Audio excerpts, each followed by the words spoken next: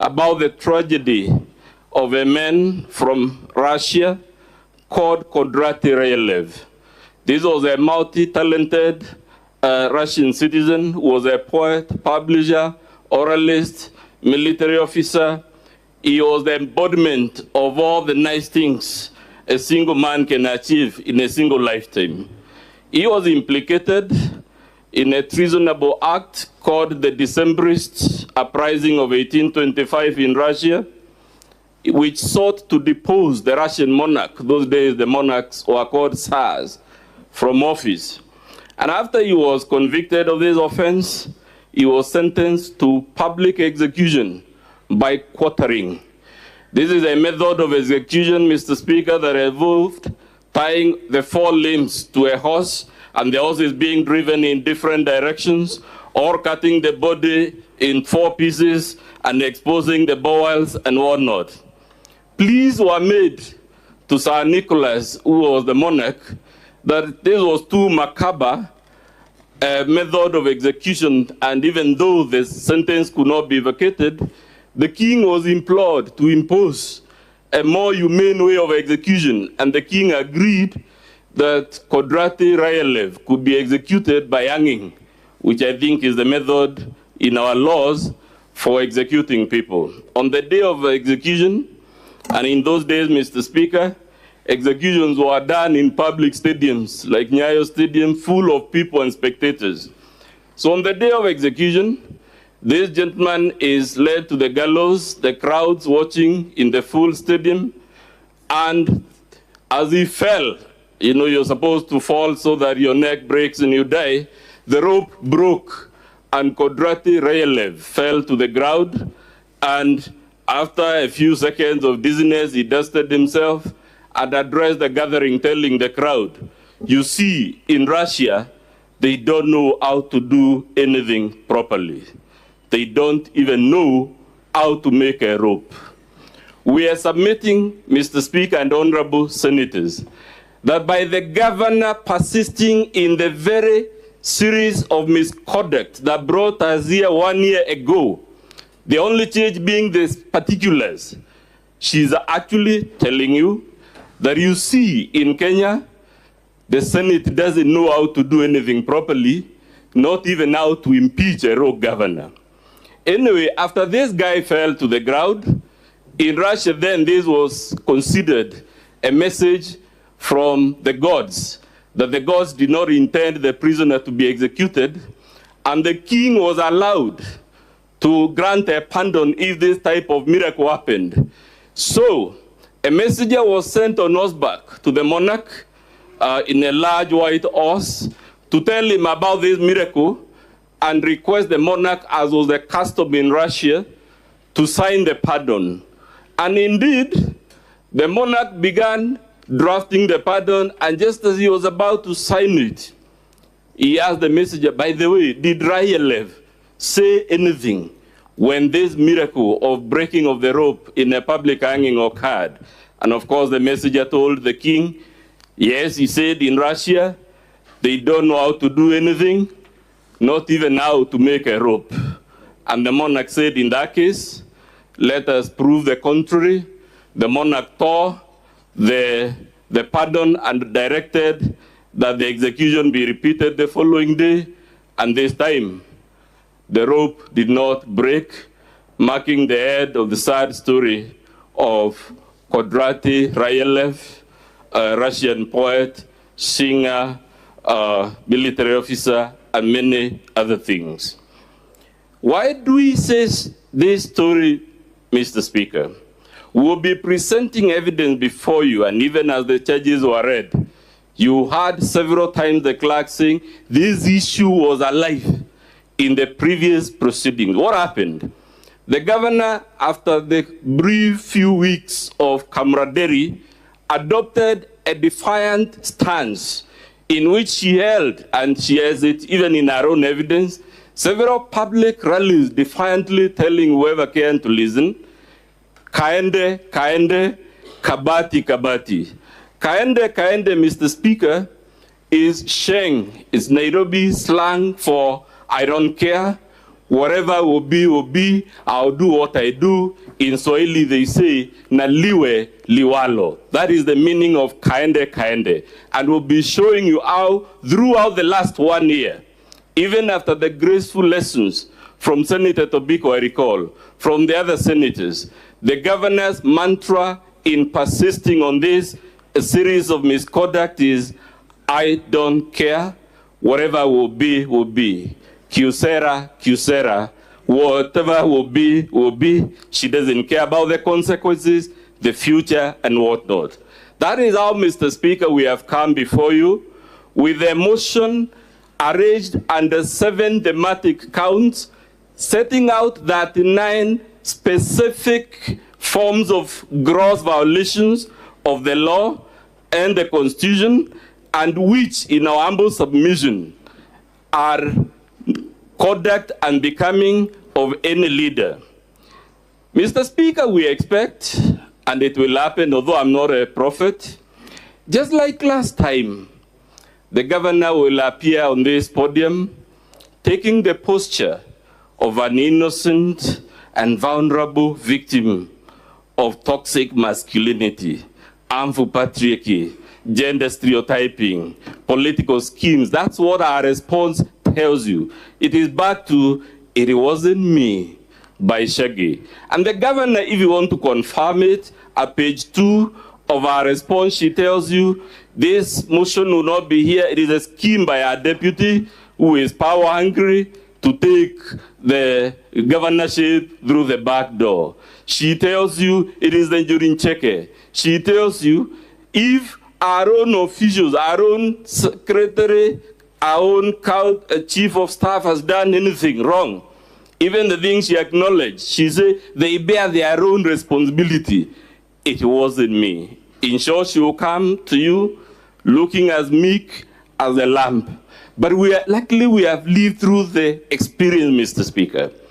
Our message to the Senate is if you acquit her this time, she will walk out this door and it will be kaende kaende, Kyocera, Kyocera. Whatever will be, I don't care, na liwe liwalo, and Meru will be back to the perpetual, endless crisis that it has been engulfed for a year.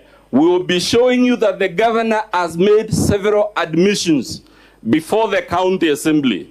What we find strange is that now in our response to you, she produces documents she failed to produce before the assembly.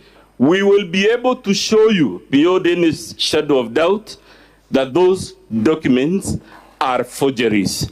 And in conclusion, so that my learned colleague will take the remaining bit, just like last time, Chair, we are telling you not to fall for the ruse.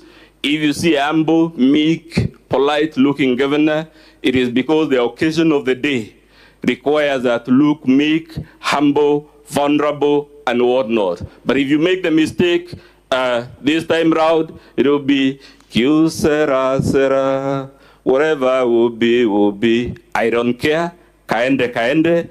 That is what she will do. And for those reasons, for purposes of my part, Chair, we are asking you to borrow from Nicholas I of Russia in 1825, 1826, to prove that the Senate of the Republic of Kenya can actually do things properly by impeaching a rogue governor.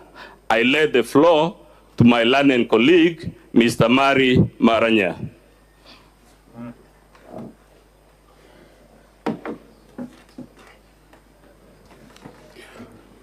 Thank you, Honorable Speaker, Honorable members of the Senate. My name is Marius Maranya. And Honorable Speaker, for the interest of time, allow me to jump right into it. I will start by setting out the mandate of the Senate, as has been clearly set out previously by Apex Court, the Court of Appeal in the case of Wambora's case, as well as the Supreme Court in the Sonko's case, did set the mandate of this House as clear as their role is to investigate and confirm that there exists sufficient evidence to substantiate the allegation made against the governor. Therefore, the Supreme Court noted that the Senate does not sit as an appellate forum. Theirs is a single role, that is to investigate and confirm that the allegation, as well as the evidence that has been adduced by the Senate, is substantiated. They have gone ahead, Honorable Speaker, to state that impeachment proceedings are not in the nature of criminal proceedings. They are not proceedings to establish culpability or criminal culpability against the governor. However, they have stated, the court has stated, that the impeachment proceedings is all about accountability. It's all about political responsibility. It's all about political governance. And as a result of that, they have set the standard of proof. Unlike in criminal cases where the standard of proof is beyond reasonable doubt, the proceedings of impeachment, it is not required to prove beyond reasonable doubt. Indeed, the Senate went ahead and stated that the proof is way below the standard of, way below that of a balance, beyond reasonable doubt, but slightly above that of a balance of probability.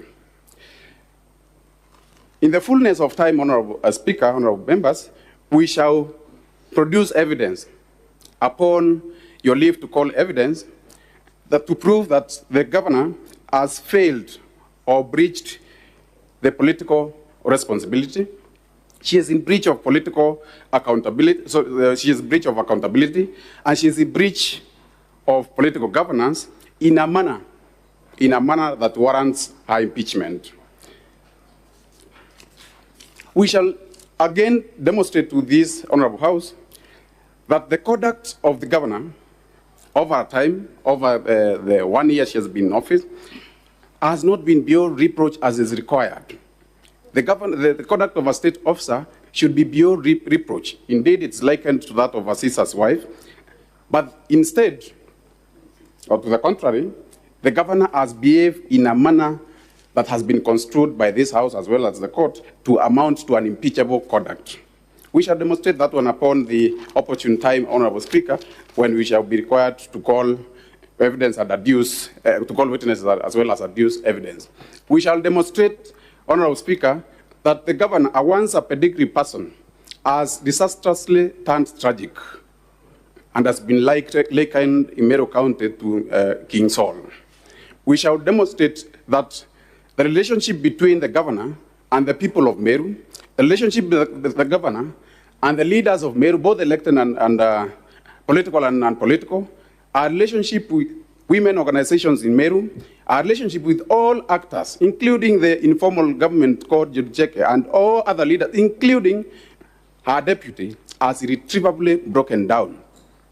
And that therefore, there exist irreconcilable differences between the governor and everybody, all actors within Meru. We shall demonstrate that one clearly, Honorable Speaker, when we will have a chance to adduce evidence. We shall also demonstrate to you in the fullness of time how the governor has placed the county resources that is appropriated by this Honorable House to Meru County has been placed under the custody or under the domain of our relatives, and that's a relative with very close blood consanguinity, that is sister, brother, for one reason, Honorable Speaker, to plunder it. To plunder it. We shall demonstrate how Meru County having a very high prevalence of cancer, and it is even said that we top in the entire world, not even in the country, which has been prevalent for quite a long time. Meru has been leading in cancer.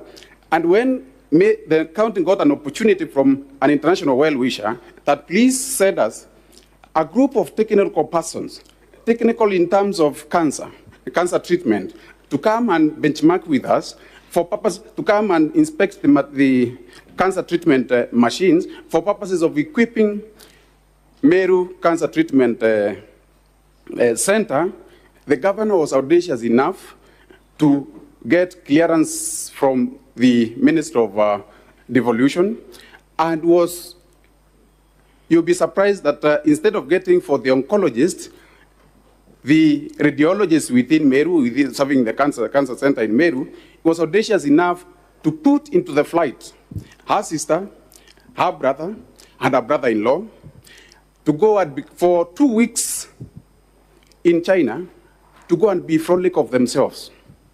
There's an opportunity that we lost as a county. It's an opportunity that we lost to equip the only cancer center that we have in Meru. We shall demonstrate that one at the opportune time. And the letter that was sent to that is not even shocking enough, the letter that was sent to the Ministry of Devolution as well as to the Chinese embassy is that the following persons, a clear case of misrepresentation, are technical person matters of cancer. Yet, most of them, their education qualification cannot be accounted for. And the most educated in that team of sisters and brothers was one holding a diploma. Diploma in pharmaceutical technology. That is an assistant to a pharmacist. Even a pharmacist is not qualified in that one. And remember, this is done while leaving out qualified oncologists, qualified radiologists, and all manner of experts in relation to cancer treatment. We shall demonstrate to you at the opportune time how the governor has employed 8 extra chief officers without an approval of the county assembly at all. It's like the president appointing a minister and do not subject him to the National Assembly for approval. These chief officers, most of them are completely unqualified. They don't even have the minimum requirements, the minimum academic requirement. We shall demonstrate when you'll be asked to call, allowed to call evidence.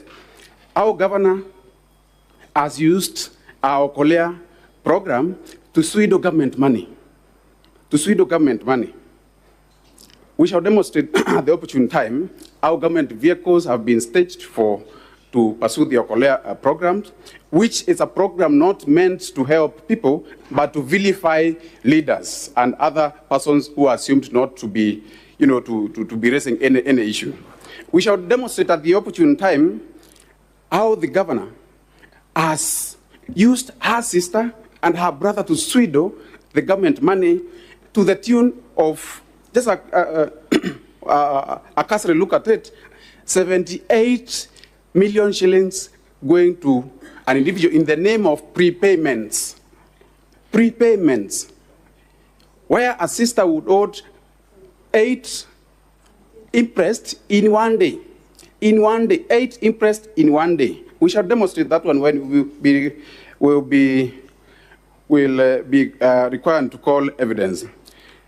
We shall also urge you, Honorable Speaker, that the governor in front of you is not the first-time offender. He's not a first offender, and indeed she's a repeat offender who does not require or does not deserve the favors of this court. Honorable Speaker, I will also reiterate the role of Senate as far as devolution is concerned.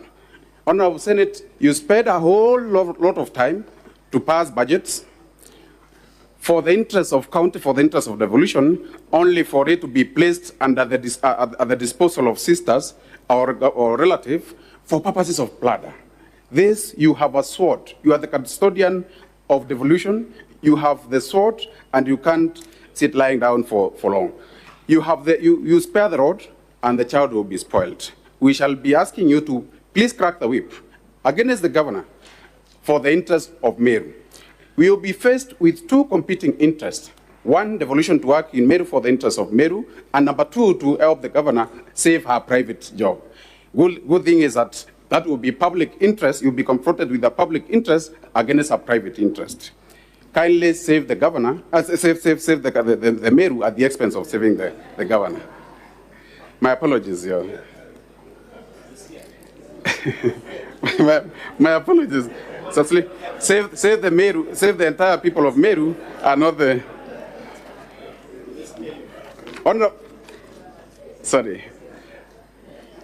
Honorable Speaker, at the opportune time, we shall demonstrate that the center cannot hold anymore.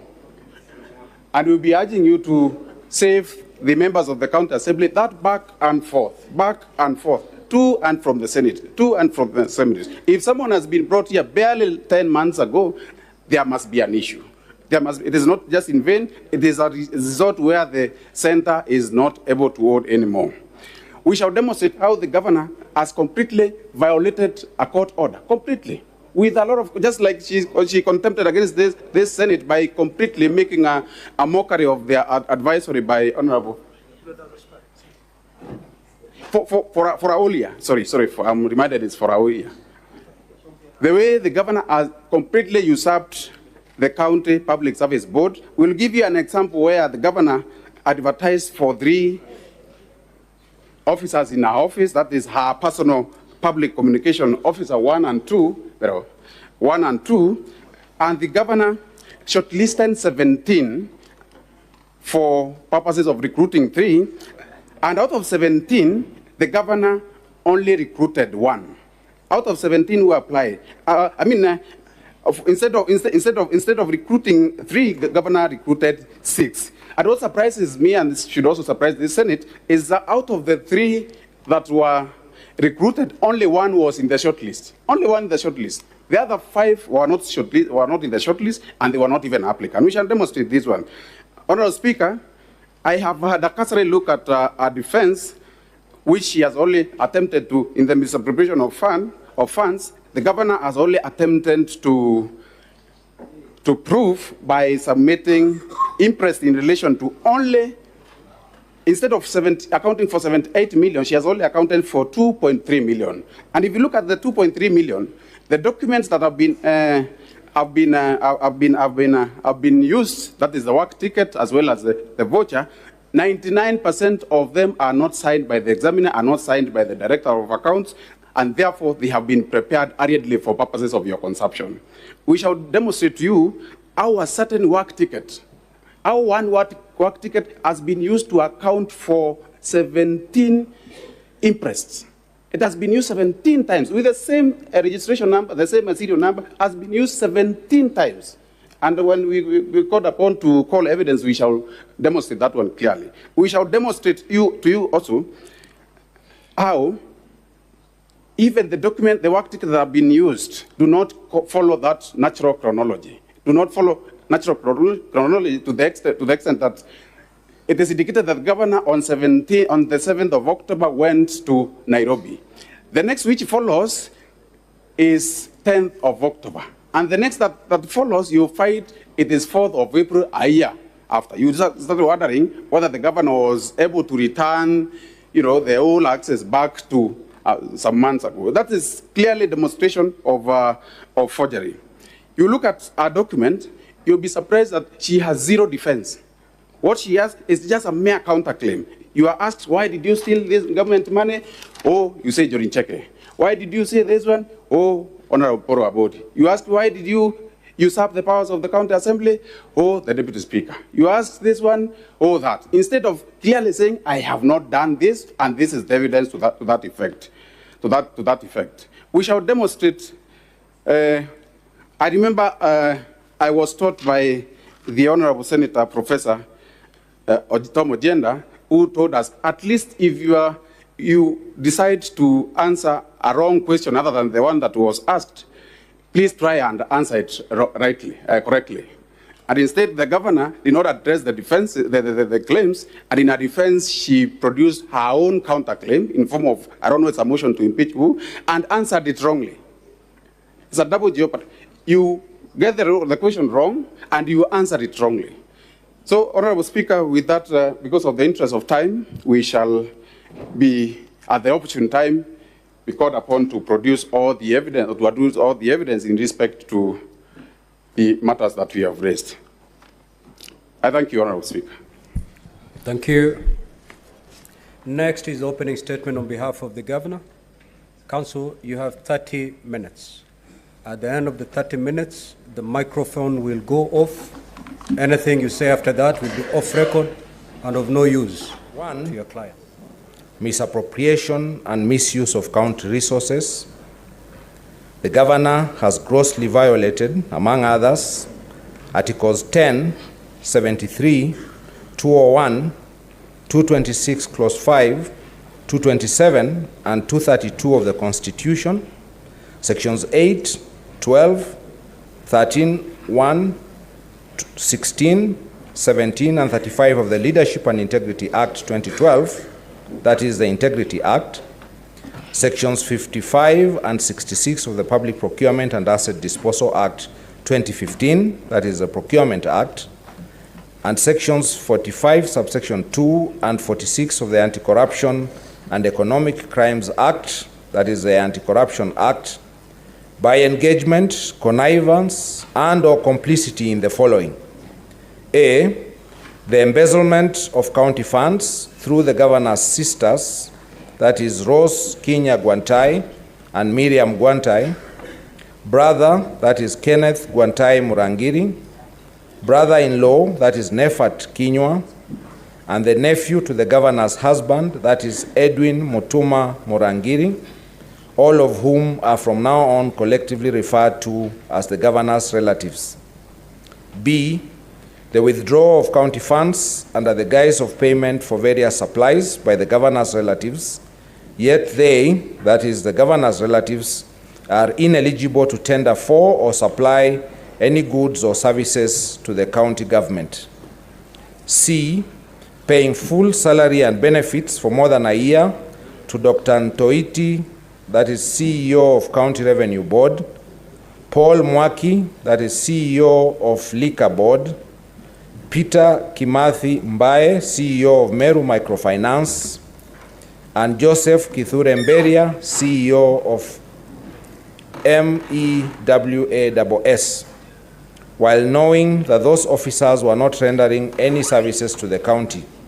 And D, the diversion and misuse of county resources, including funds and motor vehicles, to run the governor's private charity, dubbed Okolea, despite a previous promise to the Senate in the previous impeachment proceedings to refrain from conflating official county operations and Okolea operations.